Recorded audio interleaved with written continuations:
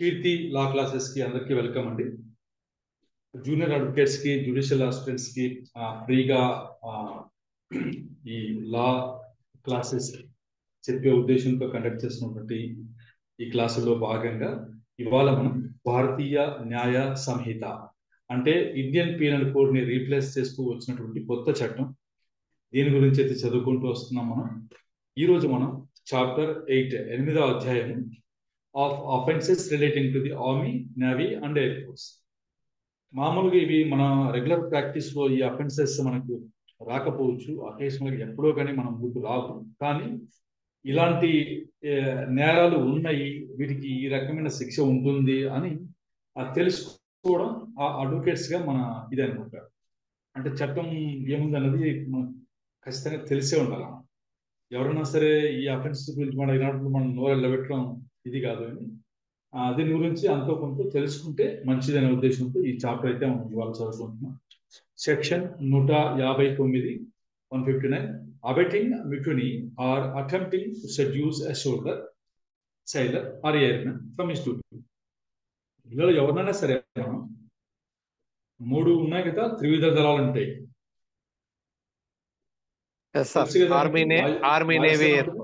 నావికా దళం ఉంటుంది, 3 రకాల సోల్జర్, సైలర్, ఎయిర్మెన్ ఉన్నారు కదా. వీళ్ళు సైలర్ నావికా దళంలో ఉంటారు, ఎయిర్మెన్ ఎయిర్ ఫోర్స్ లో ఉంటారు.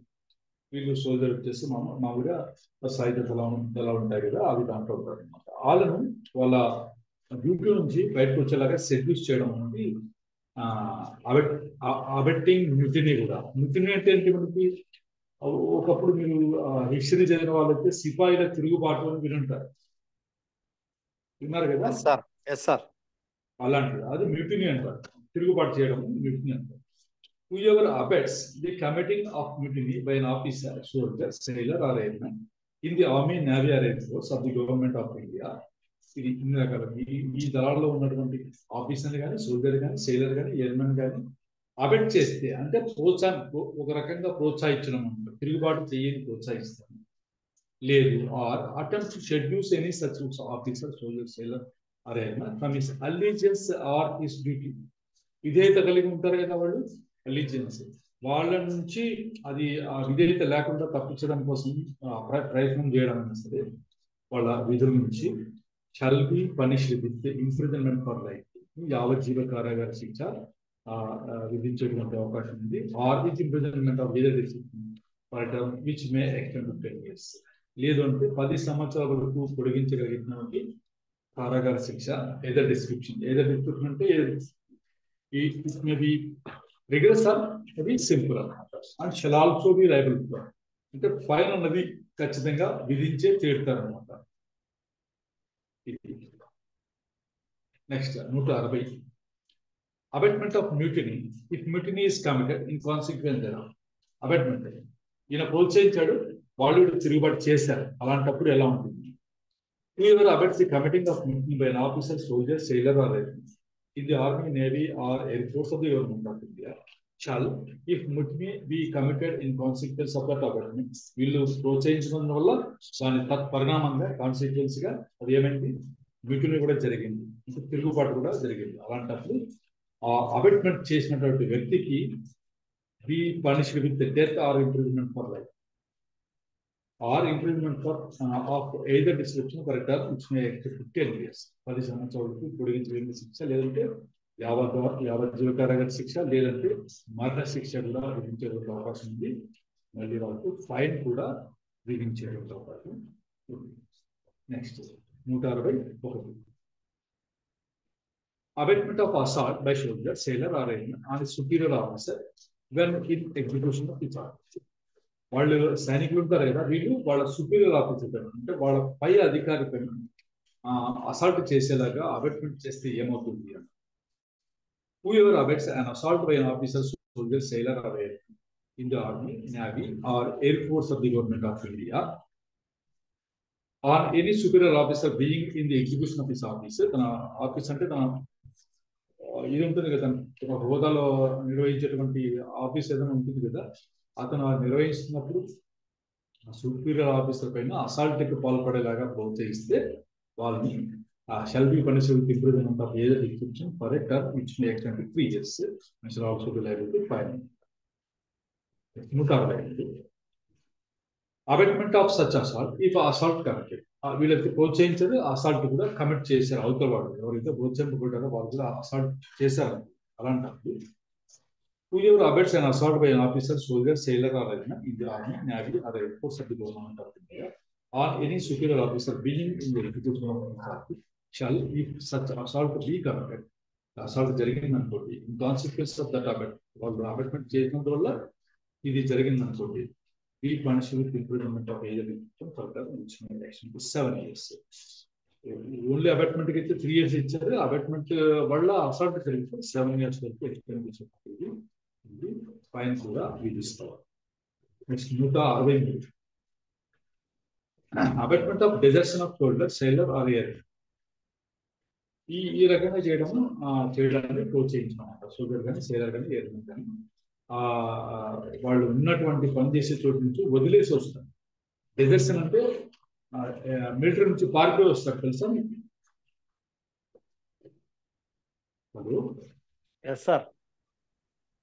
అది డెజర్షన్ అంటారు. అలా పారిపోయేలాగా అబెట్ చేసే వ్యక్తి గురించి shall be punished with imprisonment of either description for the 2 years. అంటే వదిలేసి రావడం అన్నమాట. Next 163 harbouring deserter. అలా వదిలేసి వచ్చిన ఆయన్ని వాళ్ళకి ఆశ్రయం ఇవ్వడు. హార్బరింగ్ అంటే ఇప్పుడు ఈ హార్బరింగ్ పదం ఉపయోగించుకుని ఇప్పుడు మనం వినుంటారు లేదు మీరు నౌకాశ్రయం అంటారు తెలుసా మీకు? ఆశ్రయం అంటే హార్బరింగ్ ఆశ్రయం ఇచ్చేదని ఇది హార్బరింగ్ అంటారు. చూద్దాం. whoever except as in accepted ఈ కింద అది చెప్పిన విధంగా మినహాయింపు no either having reason to believe that an officer, soldier, sailor or airman in the army, navy or air force of the government of India has rejected వీళ్ళు అక్కడి నుంచి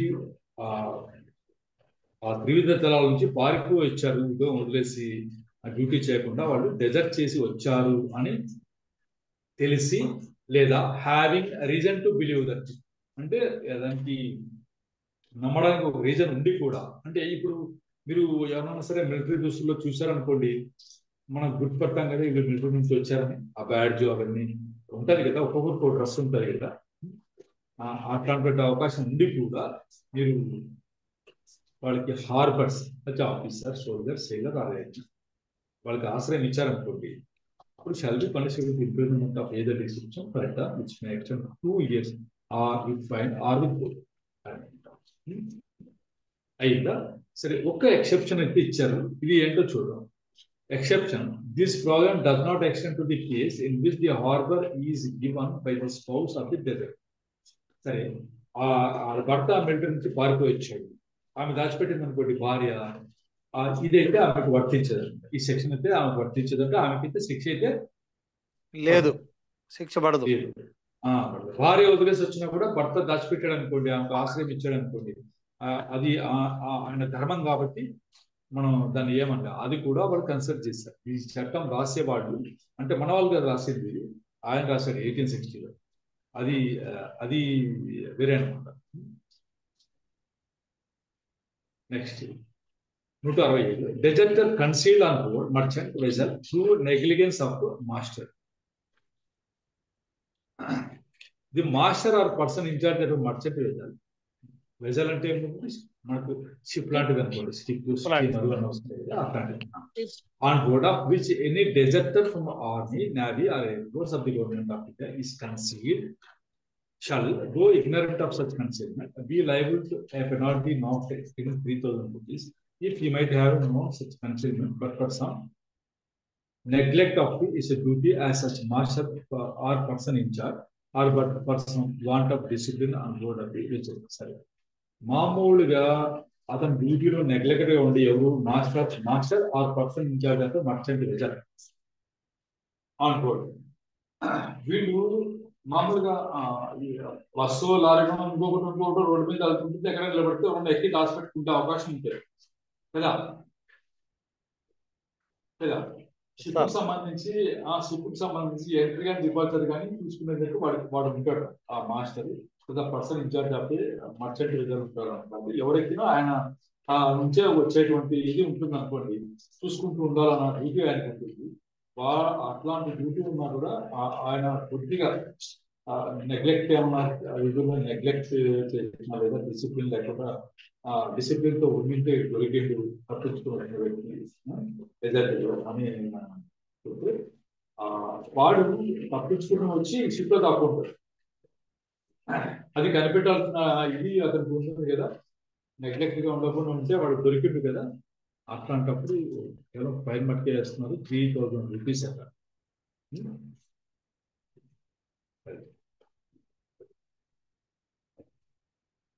next 166 abetment of act of insubordination by soldier, sailor or air. ఇప్పుడు మామూలుగా మిలిటరీలో ఎట్లా ఉంటుంది discipline ఎలా ఉంటుందంటే, వాళ్ళ సుపీరియర్ కి వాళ్ళు చాలా విధేయతగా ఉండాలి, సైలెంట్ కొట్టాలి, వాళ్ళు చెప్పింది అలా చేయాలి అన్నీ ఉంటాయి అన్నమాట. మిలిటరీలో డిసిప్లిన్ చాలా ఇదిగా ఉంటుంది. ఏమాత్రం డిసిప్లిన్ లేకపోయినా కాలుతో కొడతారు కదా. అలాంటి చోట whoever abets what he knows to be an act of insubordination by an officer, soldier, sailor or airman in the army, navy or air force of the government of India.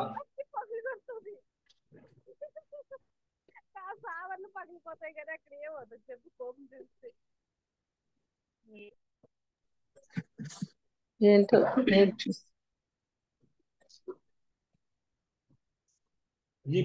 ఈ పని చేస్తే superior officer ని వాళ్ళ పట్ల అవిధేయత చూపినట్టు అవుతుంది, insubordination అవుతుంది ఈ పని అని తెలిసి కూడా అబెట్ చేసి ఇలా చేయి ఏం పర్లేదు నువ్వు వాడేం చేస్తాడులే అని అట్లా ప్రోత్సహించారు అనుకోండి. అలాంటప్పుడు if such act of insubordination be committed in consequence of that abetment, ఈ మాట అయింది వాడు కూడా అలా చేశాడు అనుకోండి, అప్పుడు అది పనిష్మెంట్ ఎంత పడుతుంది, extend to 2 years or fine or అంటే అవిధేయత చూపే ఏ పని చేసినా సరే ఈ శిక్ష అయితే పడుతుంది. అబెట్మెంట్ చేస్తే ప్రోత్సహిస్తే ఎవరైనా. Next 167 persons subject to certain acts, వీళ్ళు ఈ చట్టాలకు లోబడి ఉంటారంట. No person subject to the Airports Act, Army Act, and the Navy Act, or shall be subject to punishment under this section for any of the offences defined in this chapter.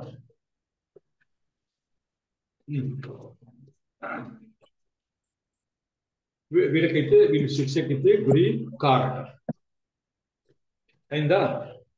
మరి ఇంతవరకు చెప్పింది ఏంటి sir అంటారు, చెప్పండి. మన ఇంతవరకు చెప్తున్నది ఏంటి? ఆ 3కు సంబంధించింది సార్. ఇప్పుడు no person shall be subject to the punishment అంటారు దిస్ సమేత for any of the offences defined ఈ చాప్టర్ లో డిఫైన్ చేయడం నేరాలు చేసిన వారు ఎవరైతే ఉన్నారో ఆ persons subject to airports, army, navy act వాళ్ళకైతే పనిష్మెంట్ అయితే పడదట.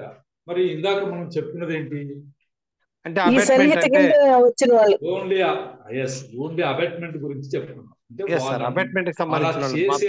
అలా చేసేలాగా ఎవడైతే ప్రోత్సహిస్తాడో వాళ్ళకి మటుకే ఇది శిక్ష, కానీ చేసిన వాళ్ళకి శిక్ష వేరే ఉంటుంది. అది ఏముంటుంది, అది ఎవరు ఎక్కడ ఉంటుంది, అది ఎక్కడ ఉంటుంది సార్? ఇప్పుడు మీరు చెప్పారు మిలిటరీ దగ్గర కోర్ట్ ఆఫ్ మార్షల్ అని, అక్కడ వాళ్ళ ప్రకారంగా వాళ్ళు శిక్ష విధిస్తారు మిలిటరీ వాళ్ళు అక్కడ. ఇది అబెట్టింగ్ అంటుంది. అబెట్టింగ్ అయిందా, ఇది కూడా అబెట్మెంటే. అబెట్మెంట్ చేసినోడికి వేరే పనిష్మెంట్, ఆ అబెట్మెంట్ వల్ల ఆ తిరుగుబాటు చేసినోడికి మళ్ళీ వేరే పనిష్మెంట్ ఉంటుంది.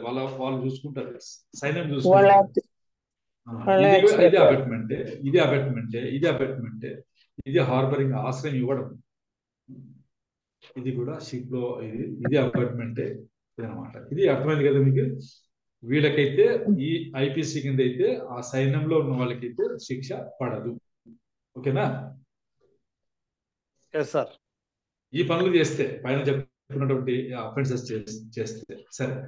Next 168 bearing garb or carrying token used by soldier, sailor or air. సరే, వాళ్ళు సైన్యంలో ఉన్నటువంటి వాళ్ళ యూనిఫామ్ మనం వేసుకోవడము, వాళ్ళు ధరించినటువంటి గ్యార్బ్, వాళ్ళకు క్యాప్ ఉంటాయి కదా, క్యాప్ స్టాప్ ఉంటే కొన్ని ఇది ఉంటాయి, సపరేట్ బ్యాడ్జీలు అవన్నీ ఉంటాయి గుర్తులన్నీ. అవి మనము ఎవరన్నా వేరే వాళ్ళు ధరిస్తే ఎట్లా అంటే whoever not being a soldier, sailor or airmen in the army, naval or air force of the government of India కాకున్నా సరే వాడు అది తీసుకుని వచ్చి వాడు వేసుకుంటాడు. Wears any garb or carries any token resembling any garb or token used by such soldier. మళ్ళీ అదైనా సరే ఒరిజినల్ అయినా సరే మళ్ళీ రిసెంబ్లింగ్ అంటే అలాంటిది ధరించినా సరే with the intention that it may be believed that he is such soldier. ఎవరన్నా చూస్తే వీడు నిజంగా సైనికుడే అని నమ్మే విధంగా చేసే ఉద్దేశంతో అలా చేశాడు అనుకోండి, వాడికి ఎంత పడుతుందంటే may extend to 3 months or with fine which may extend to 2000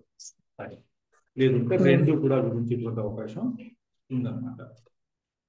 అక్కడికి దాని గురించి అయిపోయింది సైన్యంలో గురించి ఆ చాప్టర్ 8. చాప్టర్ 9 గురించి ఇది of offences related to elections, ఎన్నికలకు సంబంధించిన నేరాలు అనమాట.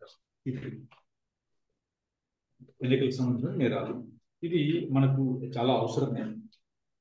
ఎందుకంటే ఎప్పుడైనా సరే ఎన్నికల్లో డబ్బులు పంచారని ఇంకోటి చేశారని ఎప్పుడైనా పోలీసులు కేసులు పెడతా ఉంటారు. అది మీ దగ్గరికి వచ్చేటువంటి అవకాశం ఎక్కువ ఉంటుంది. ఈ గురించి కూడా మీరు కొంచెం శ్రద్ధగా వినండి. 169 క్యాండిడేట్ ఎలక్ట్రల్ రైట్ డిపెండ్. ఇందులో నుంచి అభ్యర్థి అంటే ఎవరు, తర్వాత ఎలక్ట్రల్ రైట్ ఓటు హక్కు అంటే ఏంటి అన్నది మనకు డిఫైన్ చేస్తున్నారు.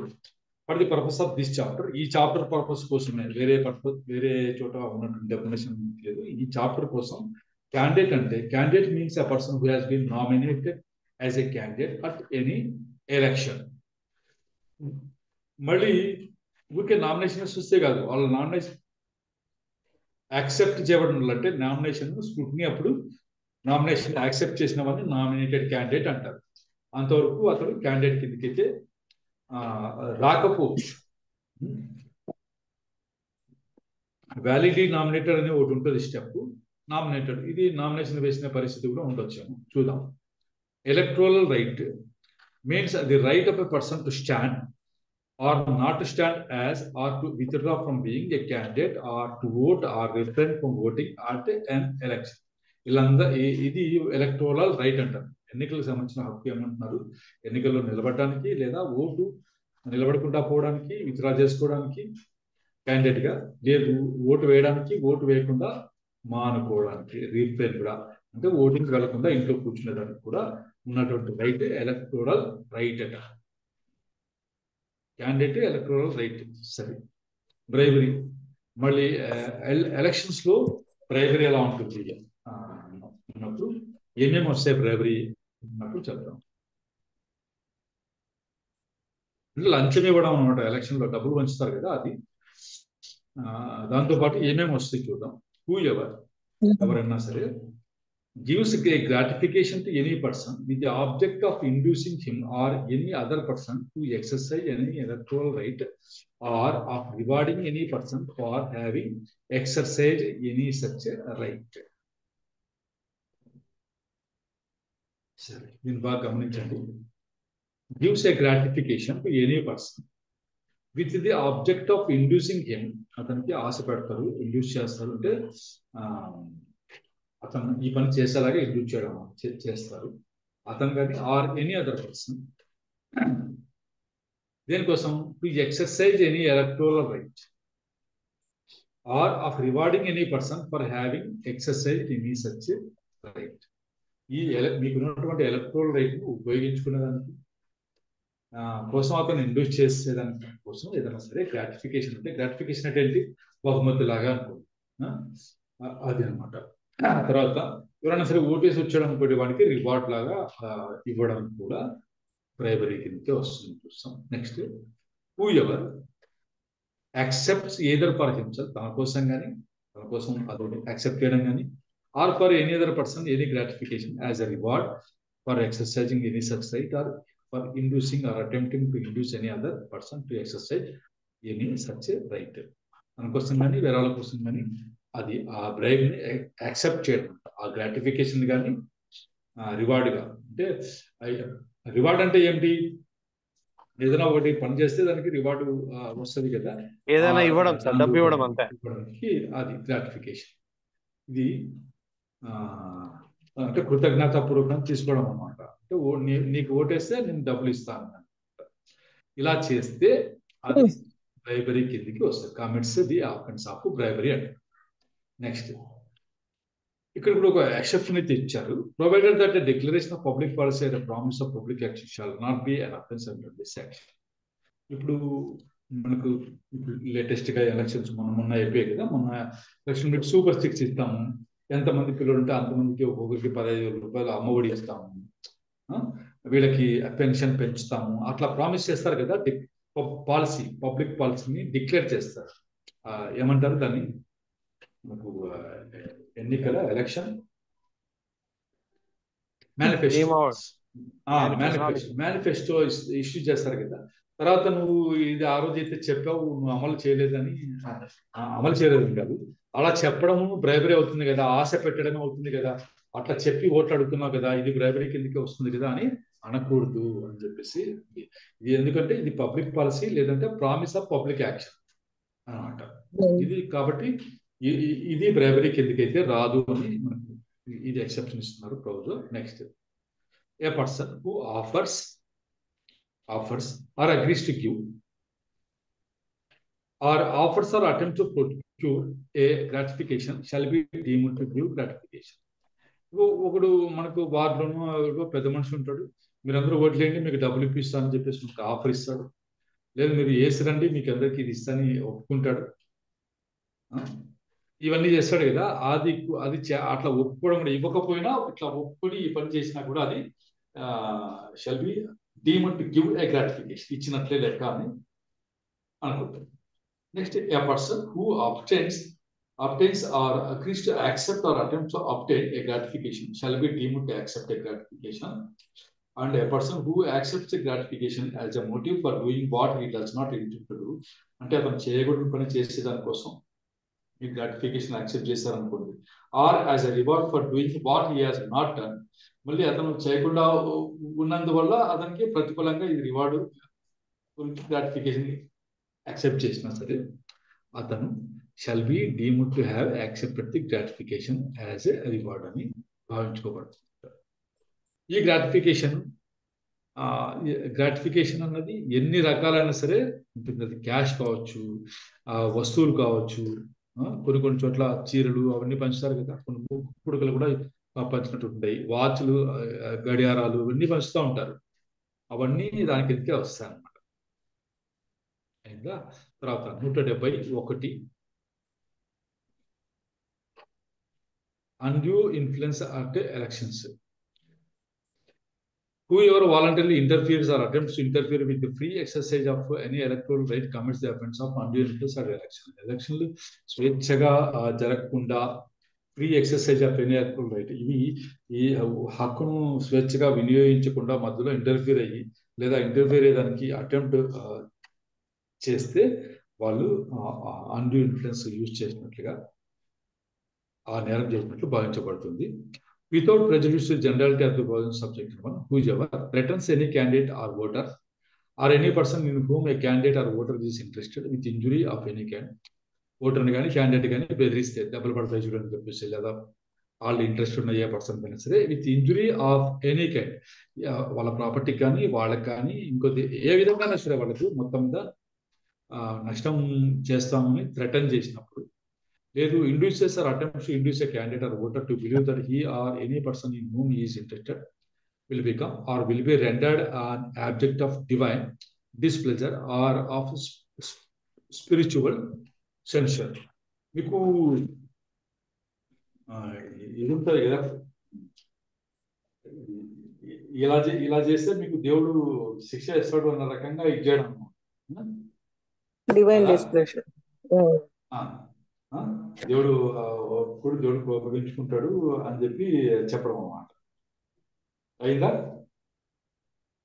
అట్లా వాళ్ళని ఎందుకు చేయడం అన్నమాట. చేసినా కూడా అది ఇది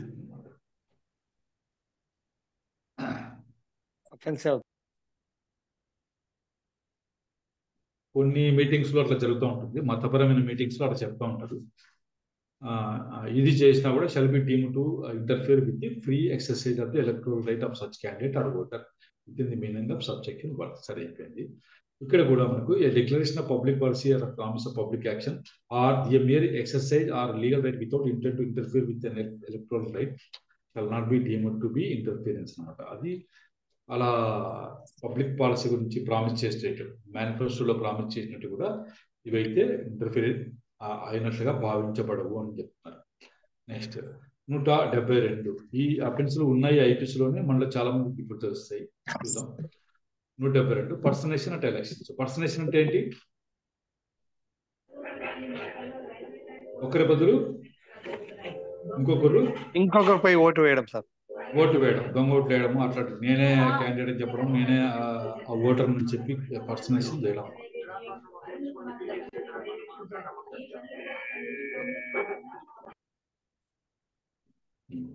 Whoever at an election applies for a voting paper and votes in the name of any other person, వేరే వ్యక్తి పేరు మీద ఉన్న ఓటు ఈయన అప్లై చేసినప్పుడు వెదర్ లివింగ్ ఆర్ డెడ్, ఆ వేరే వ్యక్తి చనిపోయినా సరే బతుకున్నా సరే, ఆర్ అనే ఫిక్సిస్ నేమ్, ఊహాత్మక నేమ్ ఏదైనా ఉంటే తన పేరు ఇది వేరే పేరు చెప్తాడు, అలా చెప్పి అప్లై చేసినప్పుడు, or who having voted once election applies at the same election for voting paper in this one, vote వేసి ఉంటాడు మళ్ళీ వెళ్ళి ఓటు అడుగుతాడు అలాంటప్పుడు. And whoever abets procures or attempts to procure the voting up by any person in any such way, అలాంటి దారిలో అంటే అలాంటి పద్ధతిలో మళ్ళీ ఓటు వేసేలాగంటే వేరే వాళ్ళ ఓటు వెళ్ళి అడగడము అట్లాంటి అతను అబెట్ చేసిన, అటెంప్ట్ చేసిన, ప్రొక్యూర్ చేసిన ఇది అఫెన్స్ ఆఫ్ పర్సనేషన్ అటు ఎలక్షన్ నేరం చేసినట్లే భావించబడుతుంది. Provided that nothing in the section shall apply to a person who has been authorized to vote as a proxy for an elector under any law for the time being in force, insofar as he votes as a proxy for such a elector. మరి voting లో proxy vote అనే vote ఉంటుంది. అంటే vote వేయడానికి వెళ్ళలేని పరిస్థితిలో ఉన్నప్పుడు నా ఓటు ఇతను వేస్తాడు, ఇతనికి అధికారం ఇస్తున్నాను, ప్రాక్సీ లెటర్ ఇస్తారు. ప్రాక్సీ లెటర్ ఇస్తారు, గుర్తుపెట్టుకోండి. కంపెనీస్ యాక్ట్ లో ఉంటుంది సార్ ప్రాక్సీ.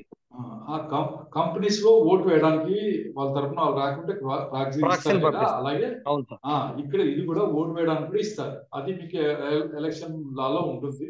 మీరు ఏమంటారంటే మాన్యువల్ ఆఫ్ ఎలక్షన్ లాలో ఉంటుంది. తర్వాత వచ్చేసి మనకు రిటర్నింగ్ ఆఫీసర్ కానీ క్యాండిడేట్ కానీ హ్యాండ్ బుక్ ఇస్తారు. ఒకటి ఎన్నికల్లో నిలబడిన వాటిలో దాని గురించి చెప్పేటువంటి హ్యాండ్ బుక్ ఒకటి ఇస్తారు. అందులో మీకు ఆ ప్రాక్సీ ఫామ్ ఉంటుంది.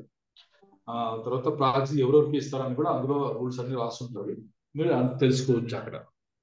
Next 173 punishment for bribery. సరే, పైన బ్రైబరీ గురించి అనుకున్నాం కదా, బ్రైబరీ పనిష్మెంట్ ఏంటి అంటే whoever commits the offense of bribery shall be punished with imprisonment of either restriction for a term which may extend to 1 year or with fine or with సంవత్సరం కానీ లేదు ఫైన్ కానీ లేదా రెండు కానీ విధించేటువంటి ఇది ఉంది. అయితే provided that bribery by treating shall be punished with fine only. Treating మాత్రం ఫైన్ మాత్రమే విధిస్తారు. ట్రీటింగ్ అంటే ఏంటంటే, treating means that form of bribery where the gratification consist in food, drink, entertainment or programme. ఇవి ఇస్తే వీటి మటుకు ట్రీటింగ్ అంటారట.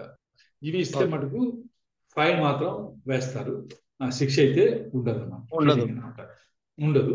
కానీ ఇది కాంట్రవర్సీ ఎక్కడొచ్చిందంటే, అంటే నేను రిటర్నింగ్ ఆఫీసర్ని అడిగింది, మీరేమో భోజనాలు పెట్టిస్తారు కదా మీ కార్యకర్తలకి, భోజనాలకైనా ఖర్చులు మీరు రాయాలని చెప్తున్నారు.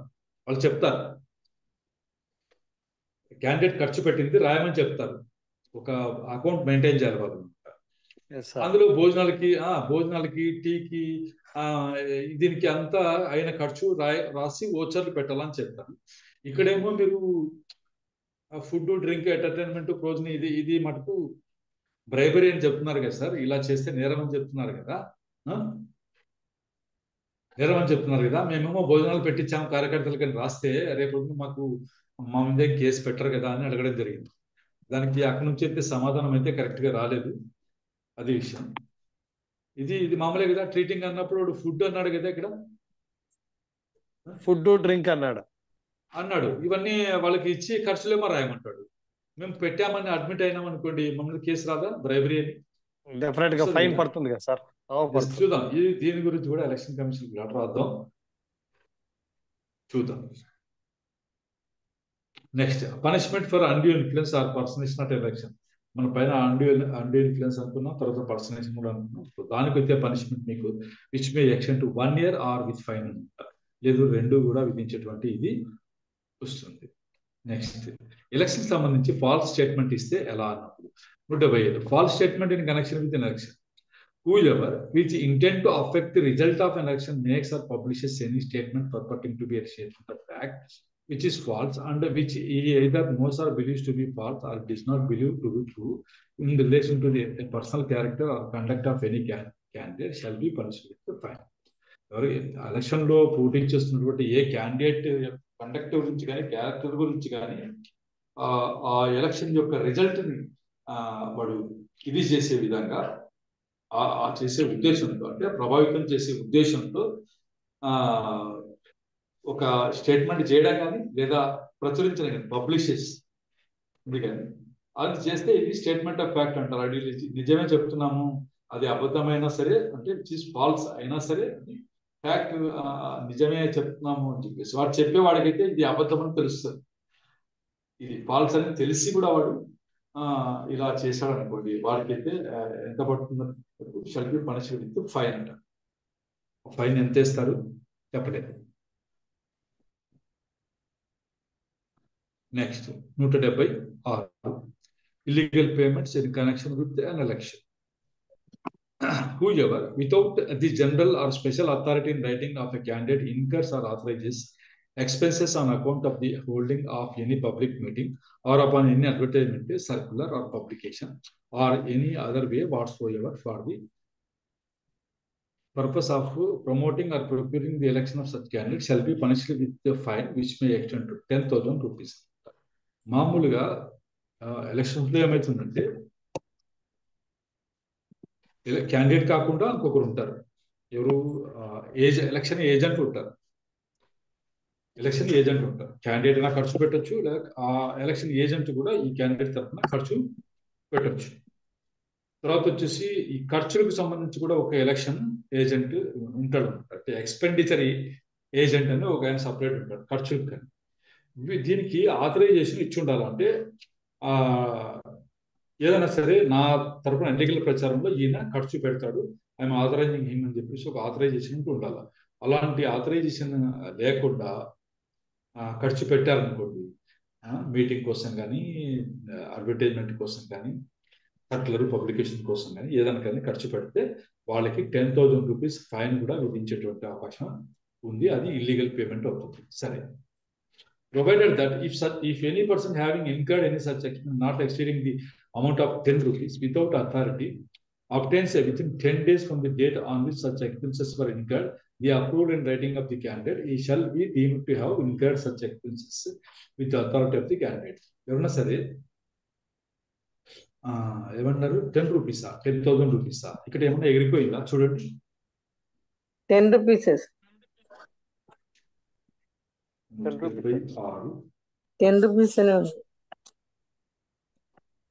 10 రూపీస్ 10 రూపాయలు 10 రూపాయలు మించకుండా ఏదైనా ఖర్చు పెట్టారనుకోండి, అది 10 రోజుల లోపల ఆడ పర్మిషన్ తీసుకొని ఇస్తే వీడు ఇది చేసినట్టు. లేకంటే 10 రూపీస్ కూడా గట్టిగా పట్టుకున్నారు చూడండి ఇక్కడ. Okay, next failure to keep election accounts. Keep election accounts అంటే మామూలుగా ఖర్చు పెట్టిన లెక్కకు ఎలక్షన్ అకౌంట్ చూపించాల్సి ఉంటుంది. ఎందుకంటే పరిమితి విధించి ఉంటారు. అంటే అసెంబ్లీ ఎలక్షన్ కోసం ఒక క్యాండిడేట్ ఇంత ఖర్చు పెట్టవచ్చు అని ఒక లిమిట్ ఉంటుంది. అదే ఎంపీ క్యాండిడేట్ కూడా ఒక లిమిట్ ఉంటుంది. తర్వాత ఏదైతే ఇది ఉన్నాయో వాళ్ళు ఇష్టానుసారం ఖర్చు పెట్టకుండా ఆ పరిమితికి లోబడి ఖర్చు పెట్టాలి. అందుకు సంబంధించిన ఎలక్షన్ అకౌంట్స్ ని లాస్ట్ లో ఎలక్షన్ ఆఫీసర్ కి సబ్మిట్ చేయాల్సి ఉంటుంది. అది మళ్ళీ మెయింటైన్ చేయాల్సి ఉంటుంది అకౌంట్స్ కూడా. Whoever being required by any law for the timing in force or any rule having the force of law to keep accounts of expenses incurred at or in connection with election fails to keep such accounts. అంటే accounts maintain చేయడంలో విఫలమయ్యాడు అనుకోండి, అలాంటప్పుడు వాళ్ళకి ఎంత fine పడుతుంది? Shawl be punished with fine which may action to 5,000 rupees వరకు fine అయితే పడుతుంది. ఈ ఫైన్ పడుతుంది. తర్వాత వచ్చేసి అకౌంట్స్ మీరు సబ్మిట్ చేయలేదు అనుకోండి, తర్వాత మీకు నెక్స్ట్ ఎలక్షన్ కానీ కొంతకాలం పాటు ఏ ఎన్నికల్లో కూడా పోటీ చేయకుండా మీ పైన ప్రొహిబిషన్ అయితే సో డిస్క్వాలిఫికేషన్ ఇస్తారు, డిస్క్వాలిఫై చేస్తారు మీరు ఎలక్షన్ లో నిలబడకుండా అనమాట.